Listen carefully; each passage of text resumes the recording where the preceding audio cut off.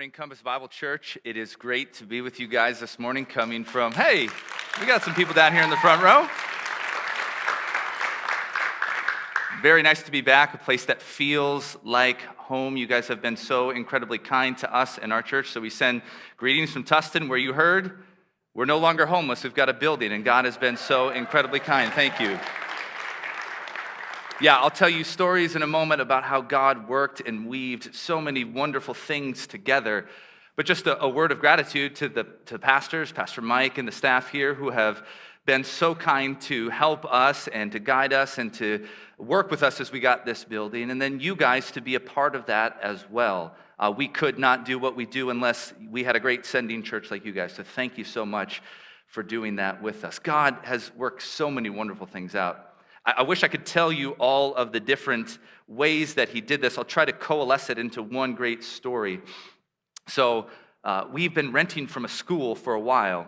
And we've been renting from a school. It went under some renovations. And then we just started to feel like we were getting some kickback from the school to where they no longer had enough space to accommodate the growing church that we had.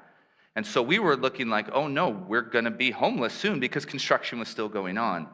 In God's kindness, he sped up construction. Everything looks great, worked together. So we were at a point where, okay, it's a Sunday. We don't have a place at the school. We don't have the permits from the city. We'll do church outside. So we did church outside. We've done it before. We've been on the field. No big deal for us. The only problem was the next week that happened was the big hurricane that was coming through. You guys remember that? So we go, hey, I know we've done church on a field before, but like, middle of a hurricane, maybe there's some health hazards there. So we're like, what are we going to do?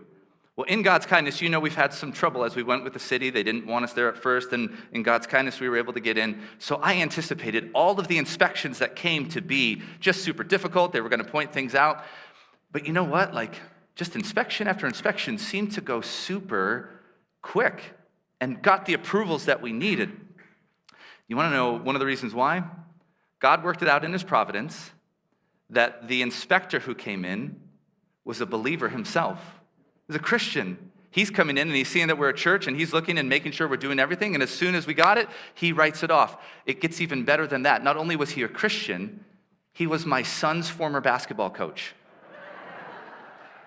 And I'm not one of those parents that's yelling at coaches, so they like us, right? I'm there and we're working together, and he sees me. He's like, wow, it's so great. So he knew the storm was coming. He knew we needed approvals. He said, hey, you have to have all the finals, and the last one we needed was the fire approval.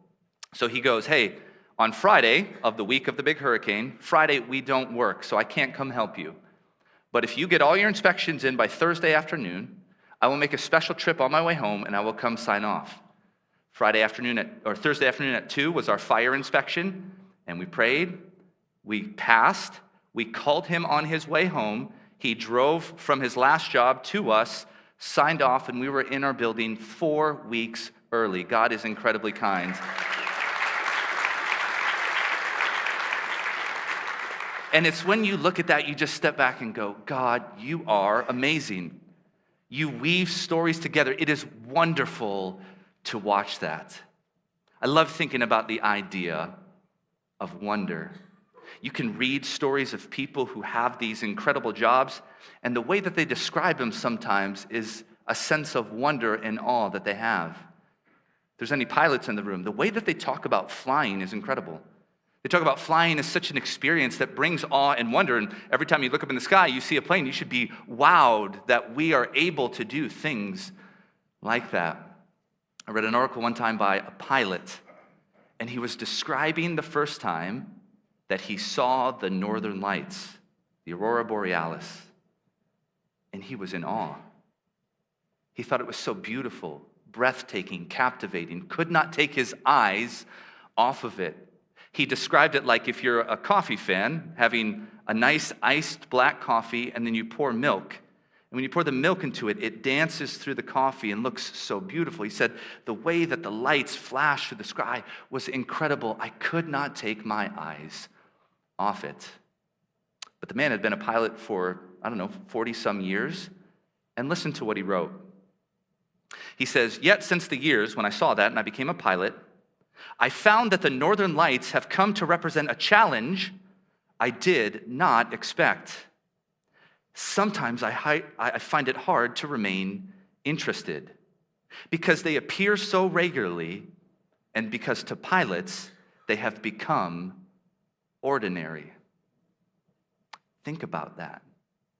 A man who, when he first saw the aurora borealis, his breath was taken. He was in awe. He had this sense of wonder. What a great sight to behold. But the more that he came in contact to it, familiarity has bred contempt. What is so great has become ordinary. Now think about that temptation in the life of a believer. You and I have the privilege every single day, every time we open up the Bible, when we come to church, to be met with the unmitigated greatness of God. And yet in that temptation of being regularly in the presence of something, we can sinfully relegate it into the realm of the ordinary. And now we're no longer in awe, and now we're no longer in wonder of the God of the universe who would send his son to die for us. And we've treated what is so great and so magnificent and so awesome as if it is something that is simply ordinary. Believers, this cannot be. One of the reasons I love Compass Bible Church is because of the distinctives that we have, and we seek to maintain a high view of God. How is that going with you this morning? When you drove to church, were you really excited to sing praises to God in a community of people that love the Lord Jesus Christ, that want to extol his name? Were you excited to have the word open so you would see the greatness of God on the pages of his inspired word? Or were you just kind of like, it's another week, another sermon, another song, another box to check? God does not want us to learn about him in order to relegate him to the realm of the ordinary. He wants us to have the highest view possible of him. That's why he's revealed himself in his word to us so graciously. So let's turn there this morning to the book of Romans, chapter 11, verses 33 through 12, chapter 1. And I think this text will show us that when God reveals himself in the Bible and we have the doctrine of God, the reason why he gives us doctrine is not so that it can be an end in itself. God reveals himself and gives us the teaching of who he is in order that we might increase in our delight of and empower us for the duty of glorifying him. If you ever study the scriptures or the person of God academically and it does not lead you to delight in him, you are doing something wrong. Listen to the way Paul talks about God and let that light your heart on fire this morning to love God better. Romans 11:33. Oh, the depths of the riches and the wisdom and the knowledge of God. How unsearchable are his judgments, how inscrutable his ways. For who has known the mind of the Lord, or who has been his counselor, or who has given him a gift that he might be repaid? For from him and through him and to him are all things. To him be glory forever. Amen. I appeal to you, therefore, brothers, by the mercies of God, to present your bodies as a living sacrifice, holy and acceptable to God, which is your spiritual worship. Believer, when was the last time you were in awe of God? Is it only when you sing? That is not bad. You should have a response to God. The psalmist says, shout for joy in the Lord. Praise befits the upright. It is good to sing that way. But you do not need music in order to be awed by him. He has revealed himself in his word and in the person of Jesus Christ for you and I. Every single time we look at him, to be like the Apostle Paul and go, oh, the depths of this great God. When was the last time you read the Bible that way? I want to make sure you and I do what we're designed to do. As image bearers of the great God of the universe, our function is to bring God glory, and we find greatest fulfillment when we do what he made us for. And so we can have the joy and purpose that we are searching for when we worship God the way he told us to worship him. Listen to how Paul starts. Oh. And if you know where this is, Romans 11:33, it comes off of the section of 9 to 11.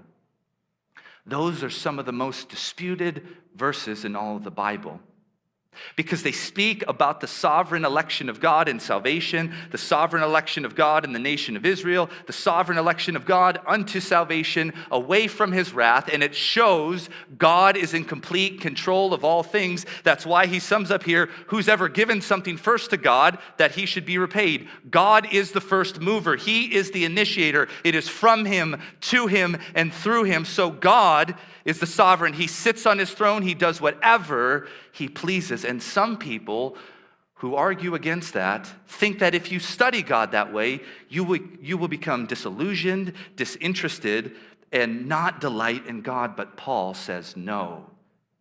When I think about that God, I go, oh. When we come in contact with doctrine, it should cause our hearts to delight. Number one, why don't you write it down that way on your outline? Remember, the proper response to doctrine is delight.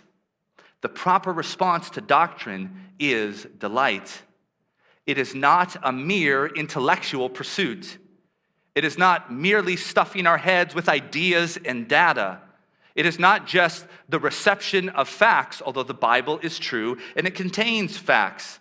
But it is these facts that tell us the true reality of the God that we serve. And the fact that we have a relationship with him allows us to know that as we come in contact with this God, we can give him what he designed us to give him, which is unmitigated, unadulterated worship that comes from our heart, that delights in him because he has loved us with an everlasting love. Oh, the depths. I love that Paul starts there, because that word "oh" has that connotation of a heightened emotional appeal, right?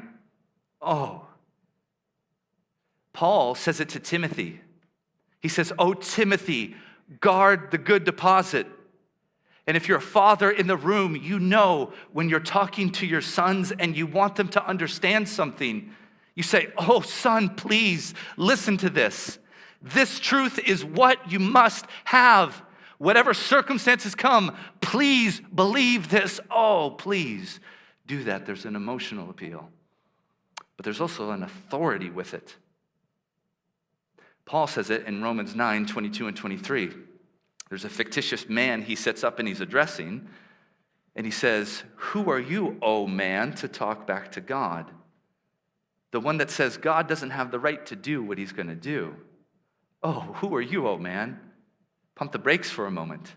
There's a God, and it's not you. And he's going to do whatever pleases him. But now it's not directed towards a person, it's directed towards doctrine. And the doctrine is 9 to 11, like I just quoted. But really here, it's probably all the way back to chapter 1, verse 16, where he says, "I'm not ashamed of the gospel, because it is the power of God unto salvation to the Jew first, and also to the Greek." And then he gives this great exposition of all this doctrine of how God takes sinners who deserve nothing but hell and gives them grace in Jesus Christ. And he goes, oh, the depths of this God, inexhaustible in his greatness. Now, we will talk about the riches and the wisdom and the knowledge of God, but notice he goes, how unsearchable are his judgments, how inscrutable his ways. So he moves from the inexhaustible nature to God to the unfathomable, unfolding plan and purposes of God. And Paul looks at them all together, and he is in awe. Believer, are you in awe of God? You need that in your life. Do you realize that even unbelievers realize that? I was reading an article in the Harvard Business Review, which is what I say when I want to impress people with how smart I am, the Harvard Business Review. I only get like 3 free articles a year, and sometimes they cut it off because I didn't pay for the whole subscription, so it's not like a real big deal. But I read it from time to time. And this one struck me. It was talking about a secular psychologist's perspective on why we're facing so much depression or anxiety and anger and frustration. And he goes, because humans have stopped feeling this sense of awe. Listen to what Ethan Cross wrote. He says, awe is the wonder we feel when we encounter something powerful that we cannot easily explain. Then the author of the article comments, often the things which bring us awe have an element of vastness and complexity. And I go, I agree with you wholeheartedly. What brings us awe are things that we cannot explain, things that don't bring full comprehension to us. But can I ask you, Ethan Cross, and every person who doesn't know God, what basis do you have to define awe? You have none. If there is no God, what we are is a bunch of atoms and bones mixed together in some skin, having random, uncalculated interactions that if we get the sensation of awe, it's simply an action that happens and not reality. The reason why their worldview does not cut it when it comes to explaining these things is because there is no God behind it. But you and I know there is a God. And we know that the heavens declare the glory of God. That we can go outside and see a sunset, or we can look at the majestic mountains, or we can stand at the vastness of the ocean and go, there is a God who spoke that into being, and that's where awe comes from. Why don't we experience it anymore? Because we get distracted by lesser desires. God has done incredible things. Look what he said, unsearchable are his judgments. These judgments are the decrees of the King of the universe. That's who God is. He's God enthroned on high. He answers to no one. He needs no court of approval. He says it and it happens. He spoke and it came to be. He commanded and it stood firm, as the psalmist says. And if that's God, he says it and it's done with. And that's the God that we serve, that created everything and created you. And he made you for a purpose of worshiping him. So inscrutable are his judgments. That's the king's decree. And inscrutable are his ways, the way that he works out those majestic plans. We should be in awe of this. Now notice what is happening here with Paul. He's delighting in God as he admits, I can't get to the depths of who he is. What an encouraging thought that is for us. That when he comes to this idea of God, you are so high and lifted up, I cannot fully comprehend you. It is not a deterrent for him to study God more or to delight in God more. It is actually drawing him closer to God and wanting him to go more and more in him. He is not frustrated by the fact that he can't come to this full comprehension. He is fueled by the idea that day in and day out, no matter how much I give my heart and mind to God, I will increase further and deeper into this greatness of God, because this side of heaven we know in parts. Paul says one day we'll know in whole, but now we can investigate and we can go. He is not frustrated but fueled. He is not impeded by the progress, because God is incomprehensible. He's impelled. Can you turn with me to Psalm 145? Notice this is the response to God's character that we should give. Psalm 145. This is what doctrine should do for us. Psalm 145. Look at verses 1 to 3. Psalm 145.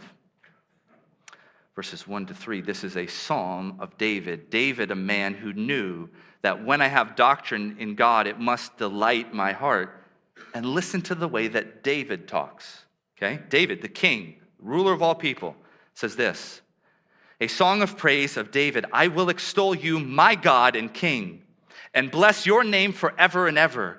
Every day I will bless you and praise your name forever and ever. Great is the Lord and greatly to be praised, and his greatness is unsearchable. Now, is that where the psalm stops? Does he throw his hands up in frustration and go, Greatness is unsearchable. I'm done with my praise to God today. No, he is not frustrated. He is fueled. He is not deterred. He is drawn in. He is not impeded in his praise of God. He is impelled to know him more. Look at verse 8. The Lord is gracious and merciful, slow to anger, abounding in steadfast love. The Lord is good to all, his mercies over all that he has made. All your works shall give thanks to you, O Lord. All your saints will bless you. They shall speak of the glory of your kingdom and tell of your power to make known to the children of man your mighty deeds and the glorious splendor of your kingdom. Your kingdom is an everlasting kingdom, and your dominion endures through all generations. David delights in knowing God, and he wants to tell everybody about it because doctrine should lead you to delight in the God that you learn about. How are you doing this morning? When you have your quiet time, is it a burden? When you get to this point where you're trying to evangelize, but you feel fearful, no, it should not be. If we know God, delight comes from him, and the things we delight in, we should speak about, spread the praise of, glorify as we get to know them more and more. We have to remember that doctrine, the proper response to it, is delight. Why doesn't that happen with us? Do you guys realize that's temptation's job in your life to get you to chase lesser desires? Isn't that what James tells us temptation is? But desire, when it's conceived in the heart, gives birth to sin. Sin leads to death. Ultimately, and I was reading it this morning in my own quiet time, you have a volitional choice when you know doctrine to delight in it. Moses chose rather to be with the people of God and endure hardships than the fleeting pleasures in Egypt. Temptation's job is to draw you away from God. The problem is we don't put those temptations to death and deal with them. Guys, there's very few things that I do well. Some even question if there are any, right? There's just a few things that I do well. If I had a business card, not much is going on there, but one thing I can put on there is pest control. Okay? I didn't even know this about myself. It's not because I have 5 sons, right? Guys, a few weeks ago, I found a live possum in my house. I live in Tustin, California, the greatest city in the world, okay? Love Tustin. It sounds like I live in the backwoods of Oklahoma. I had a possum in my house where I eat. The possum was eating things. Where I sleep, presumably. He tucked in my sheets. The possum was in my house. Now, I can't take full credit. My wife and I, we did this together. Eventually, I'll tell you the story of how he got in a moment. Where he ended up was between the window and the screen, just like a pancake in there. I don't know how he got in there. But we approached him, and to try to get him into the bucket, at one point, my wife blew in the face of this possum to try to get him that way, and he hissed. And it was, that animal was so hideous and disgusting and annoying. If I had to give it a name, it would be Lucas. Because those characteristics remind me of somebody. That's the only reason why I would do that. But we're there, and we get the possum into the bucket. And apparently it's illegal to kill possums. It's illegal to kill possums. So there is a great field out next to our house where I know a bunch of coyotes live. So, Lion King told me circle of life. I took it over there, and we let it go, and nature did what it did, okay? I want to tell you how the possum got into the house, though, okay? This is how the possum got into the house. We got to get to school in the morning. We got 5 kids. They go to separate schools, so one parent has to take a couple that way. The other parent has to take the other couple. We got little Noxie, our 4-year-old, and we get him ready to go to school. So we take him, and we turn the corner to get in my car, and Noxie is a little reticent, and I turn the corner, and all I see is this long tail scurrying into the garage. I'm like, I don't like that. So I go, okay, well, I've seen it go into the garage. We're at the car, and we're at the point of decision. I can either go deal with this rodent that is in my garage, or I can try to take the kids to school, get them to school on time. So I say, okay, kids, get in the car. I'll deal with this rodent later. So what I did is I made sure the door is shut from the garage to get into the house. Shut, close, great, okay? What I'm gonna do is I'm gonna pull out and I'm gonna close the garage door, hindering the rodent from going anywhere, and I'm gonna localize it there. Won't get any further, that's as far as it's gonna stop. So I take the kids to school, I think I've localized the threat right there, deal with it later. Drive back home, and I'm ready for a battle, okay? Grab the manliest tool I can, a broom, and I click the button to let the door go up. And I'm waiting for this thing to jump at me. And nothing happens. I'm like, where is this rodent? So I start going around the corners, and I'm sweeping, and I'm trying to tap to make noise to make it come out. Not there. Checking under shelves, looking in gas cans. Where is this rodent? And then I look up and notice now the door that was closed is cracked. Now what had happened was my older son, he didn't know about the rodent, came to check and make sure that mom and dad had left before he went to school. And when he let go of the door to shut, it snagged the carpet and allowed the possum to get in. And it got deeper and deeper into the house where I did not want it to go. So what's the lesson? Do not delay in dealing with what you know needs to be eradicated. Think about it. I said, I'll just deal with it later. I'm too busy. I'm going to make sure that I'll get it later. But when I think I can localize something that I don't want there, I begin to lose control of it. And now it will find any way to get further and further to where I do not want it to go. Desire for anything less than God functions the same way. The moment you see it in your heart, do not go, I'm just going to deal with that later. I'll just let that desire rest there. It's localized. It's not going to get further into my heart. I'm going to be fine. We'll deal with it later. Why does Proverbs say, keep your heart with all diligence? Because from it flows the issues of life. Everything about what you love is there. And it must be God. What is the great commandment? Love the Lord your God with all your heart, with all your mind, with all your soul, and all your strength. Everything about you devoted to this God, loving him, desiring him, delighting in him. And if not, you will abandon your first love. Can you turn with me to Revelation chapter 2? Revelation 2. Think about this, guys. Revelation chapter 2, verses 1 to 5. Listen to this. This is the church at Ephesus, a great church ministered to by the Apostle Paul. Timothy had been involved in that.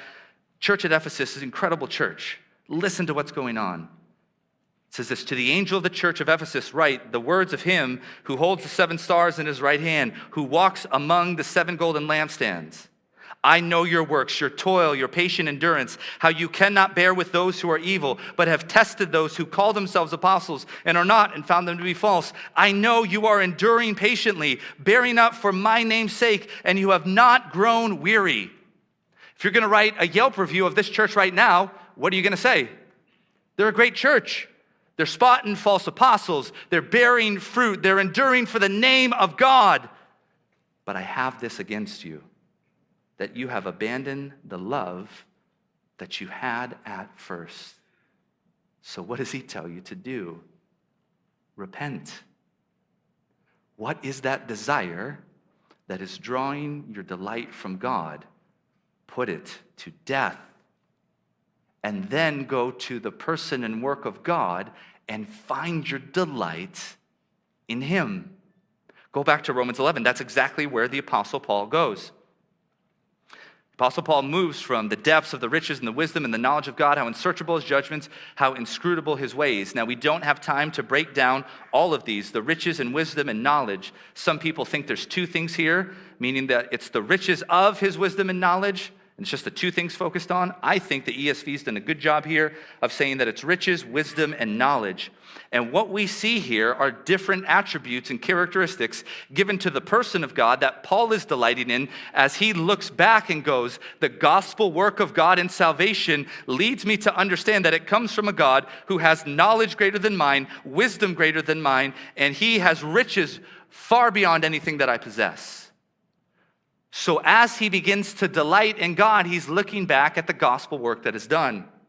Now, if you were to set this up, you would note that verses 34 and 35 connect each one of those attributes with one of the verses. Take a look at verse 34. Who has known the mind of the Lord? Notice that lines up with knowledge. You could spend a great amount of time studying the knowledge of God and be encouraged by it. You can write down Psalm 139, verses 1 to 6, and you know that's that great meditation on David on the knowledge of God.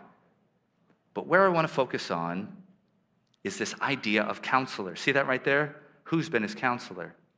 These are quotes from the Old Testament, Isaiah chapter 40. And Paul is reflecting on those as he's seen the gospel work of what God has done in Jesus Christ. And notice that who has been his counselor would line up with wisdom. So we're seeing those two things line up together. Why do you go to somebody for counsel? Because you believe them to be wise. You can have all knowledge. Imagine if God were simply omniscient. We would be wowed by such a person who could rally off facts, who would know the outcome of all things. But if he wasn't all wise, what good does knowledge do? But we see them intersect. The great knowledge of God, his unsurpassed, unfathomable wisdom as his plan unfolds. And his plan in the gospel displays the greatest wisdom of God possible, which is why Paul is so excited about this. So let's look at what it means to refresh our hearts in delight towards God by understanding why Paul is so consumed with the wisdom of God here. Can you go back to Romans chapter 3 to see this? Romans chapter 3.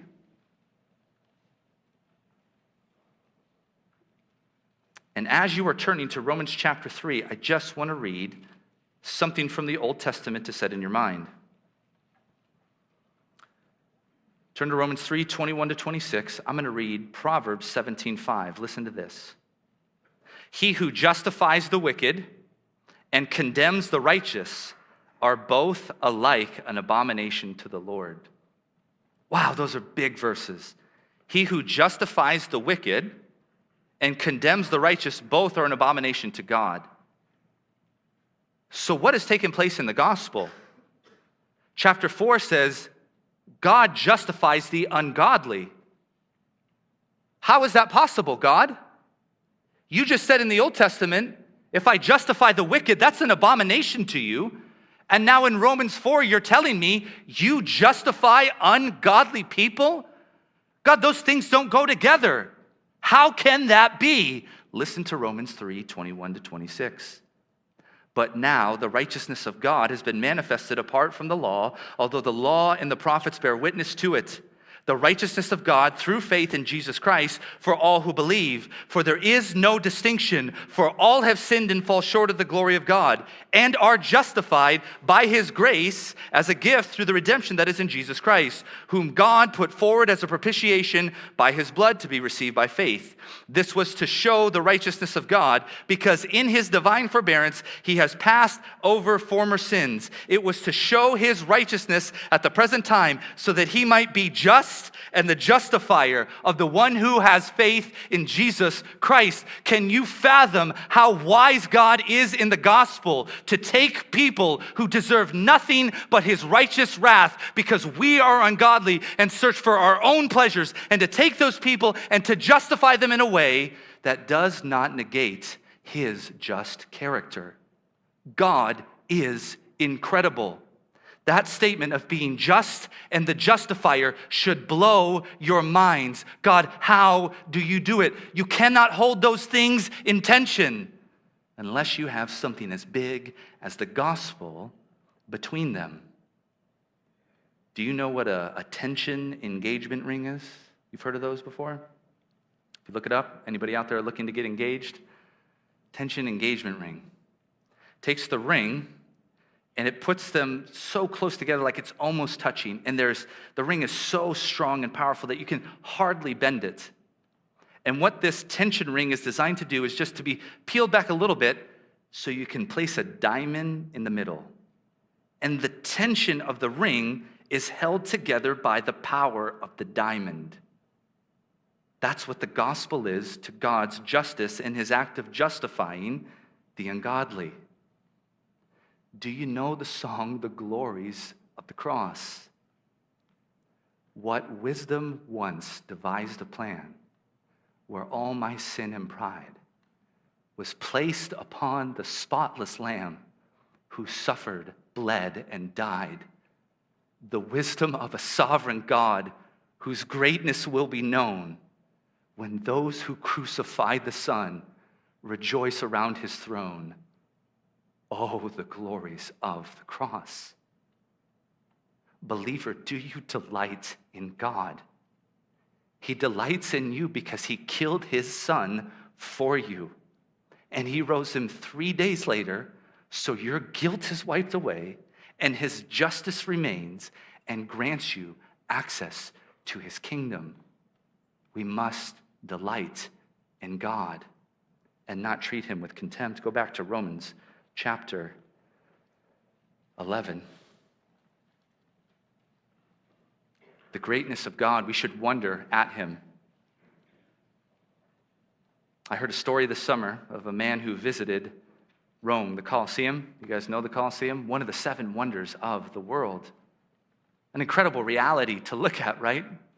We've deemed it, mankind has deemed it, one of the most valuable pieces of architecture. The grandeur, the scope, the majesty of the Colosseum sets it apart from other buildings.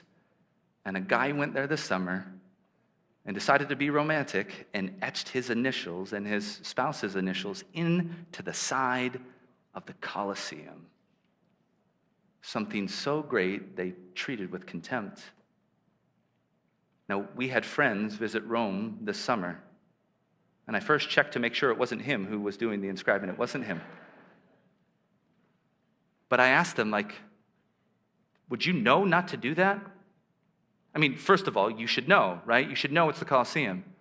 My friend said, there's written revelation everywhere.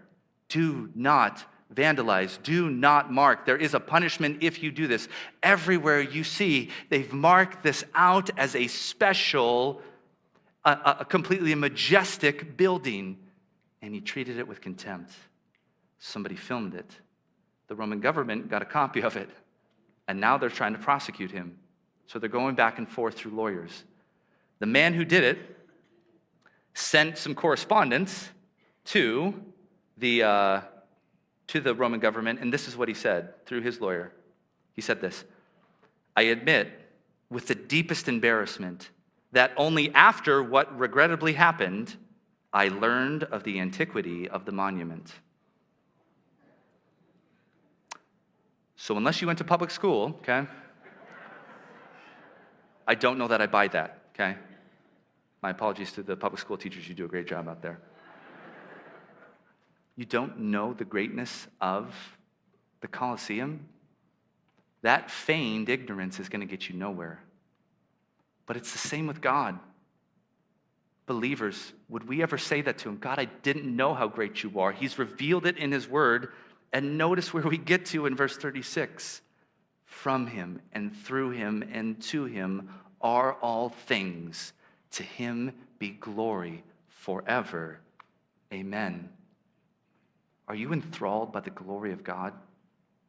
Does it excite you to talk about the greatness of the glory that he possesses? Or has it become cliché to you? See, we, being regularly surrounded by and having access to God through the Holy Spirit in his word, we can be tempted to treat the glory of God as if it's something cliché. But we must never do that. Number 2 on your outline, write it down that way. Do not let God's glory become cliché.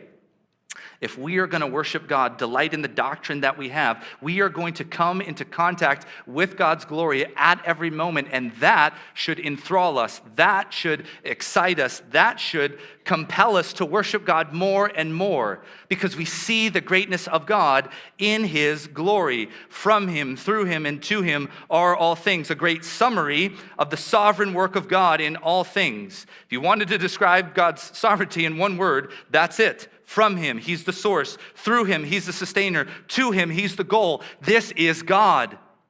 And if you want to just write down a couple of references, language like this is ascribed to Jesus as well. 1 Corinthians 8, 6, and 7. Just write that one down. 1 Corinthians 8, 6, and 7. There's one God, the Father, from whom are all things and for whom we exist. And one Lord, Jesus Christ, through whom are all things and through whom we exist. So we see the greatness of Jesus alongside the Father, and we know and understand that every person of the Trinity shares that same essential glory. Acts 7:2, the Father of glory. James 2:1, the Lord of glory, Jesus Christ. 1 Peter 4, the Spirit of glory. It is the essence of who God is, to be glorious. Do you guys understand what a privilege it is to be image bearers and reflect that glory? I want to give you a definition of the glory of God. I think we got it on the screen. Definition of the glory of God. So I'll give you just the first kind of technical definition, and then you see in parenthesis just a simple one that you can walk away with. God's glory is the essential weightiness of His holiness, which promotes the reputation of His name and manifests itself in His presence. You think of the scriptures, the essential weightiness of the holiness of God is His glory. I read a great book on worship one time, and the way that the author summed him up, his name was Alan Ross, he said, worship is the appropriate response to the holy God of glory. And when you think of the glory of God, you should immediately be in contact with the holiness of God, because those two attributes, I think out of all the attributes, describe the godness of God better than anyone. So that's why, simply put, if you just want to think, what is a simple definition for the glory of God, where if you were in the car or you were about to do your devotions, that you could tell yourself something, this is God's glory. It's the gravity and greatness of His holiness. And believer, I hope you love to hear that. The gravity and greatness of His holiness. Why does it say this over and over again in the Bible? Who is a God like you? Who is? There's no other God. Why do we let idols come in and rival it? Because we treat His glory as cliché. We cannot do that. From Him, to Him, and through Him are all things. To Him be glory forever. I would like you to turn to this passage with me so we understand glory. Turn to Genesis 45. Genesis 45. We got to cook, so I'm not going to give you time to turn there. You got to go fast. Genesis 45. This is the amazing part of the story where Joseph and his brothers, again, Joseph, a man. If you want to find a man, what does it mean to delight in God in the face of temptation? Joseph knows what it means. Potiphar's wife throws himself at Joseph, and what is his argument? Now, this is a bad thing to do, which it is. What does he say? I could not commit this great sin against God, because he delights in Him. Genesis 45, as Joseph is revealing himself, look at verse 7.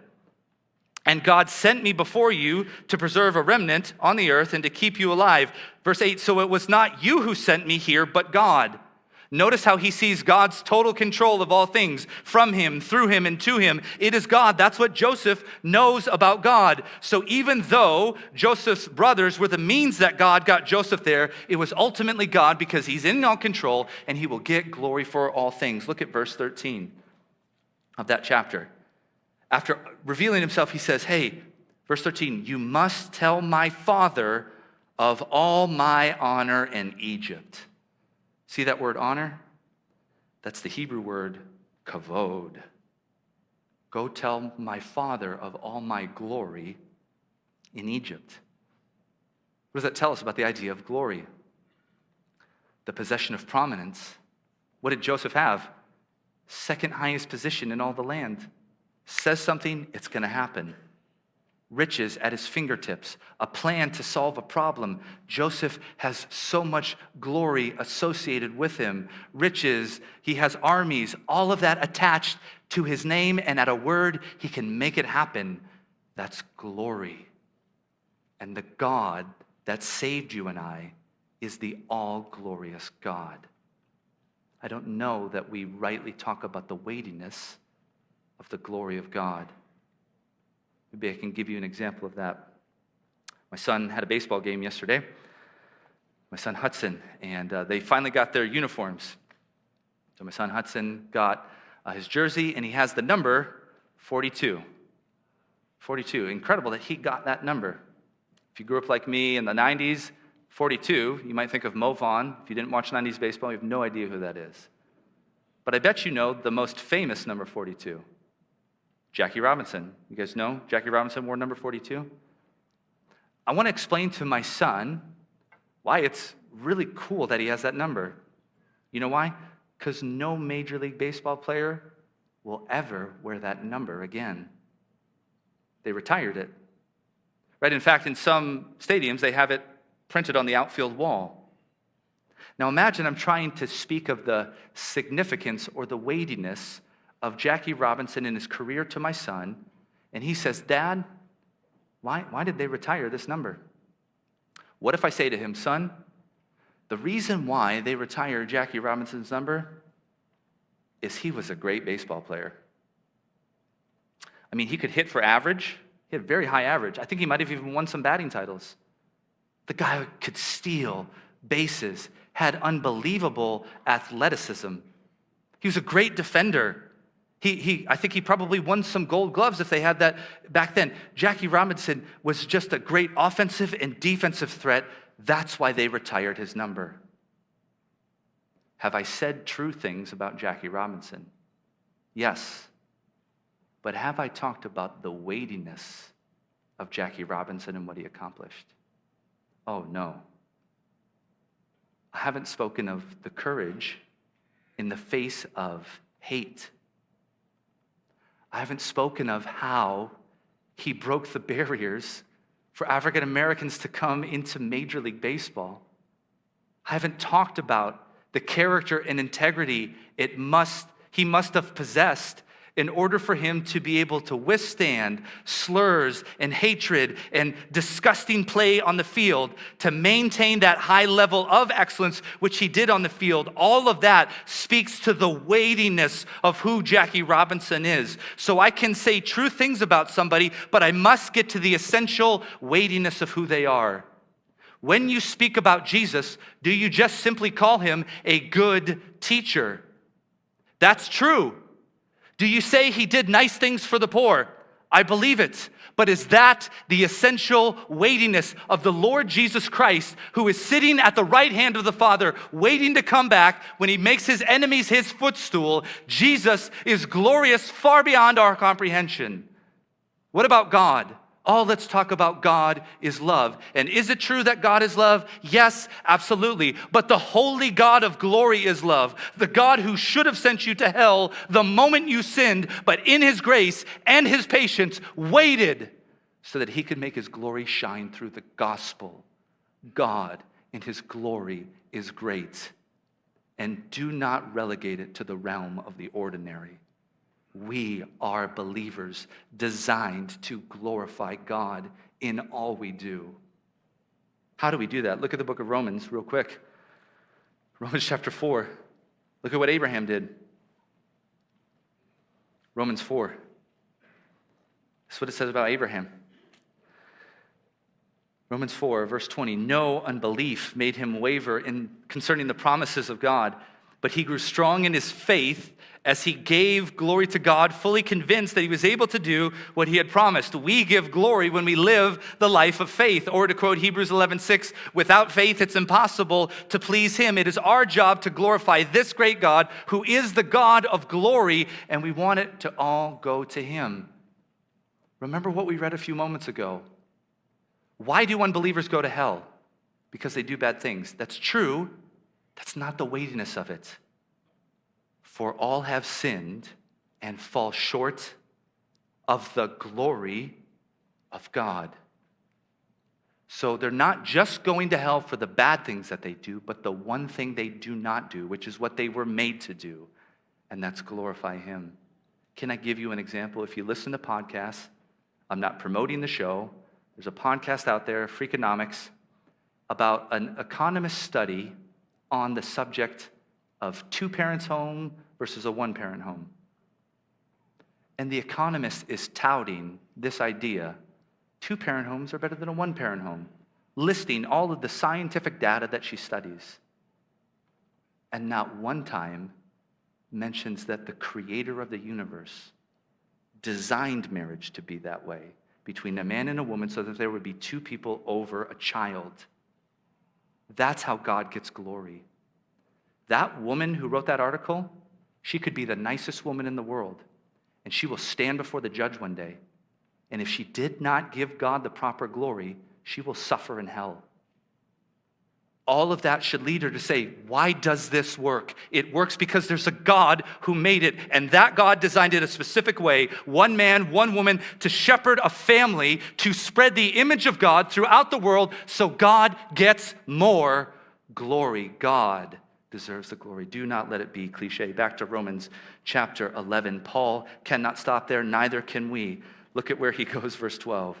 He says, I appeal to you, therefore, brothers, by the mercies of God, to present your bodies as a living sacrifice, holy and acceptable to God, which is your spiritual worship. This takes us to the final component. We cannot just stop at doctrine. We know that. God designed it to let doctrine lead us to delight. But if we just sit in that delight and think that that's what it's meant for, we don't understand that the duty laid upon us is to give our entire life to God. No compartmentalizing, but everything about us to the Creator who deserves all honor and glory. Number 3 on your outline, offer true worship, which is total surrender. You must offer true worship, which is total surrender.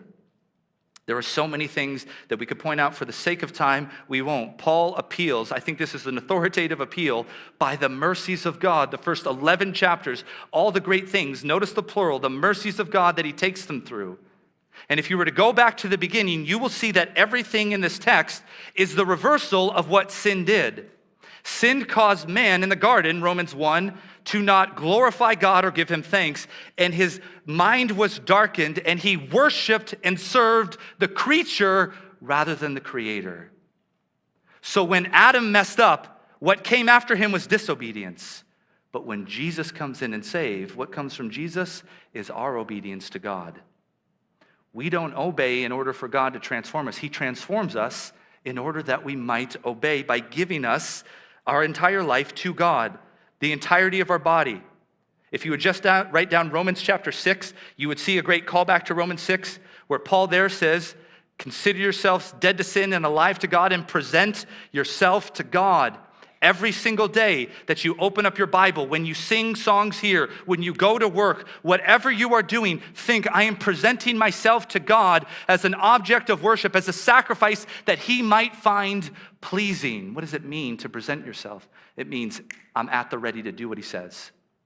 There's a great picture of that in Matthew 26. The story is Peter cuts off the ear of the soldier that was trying to take Jesus.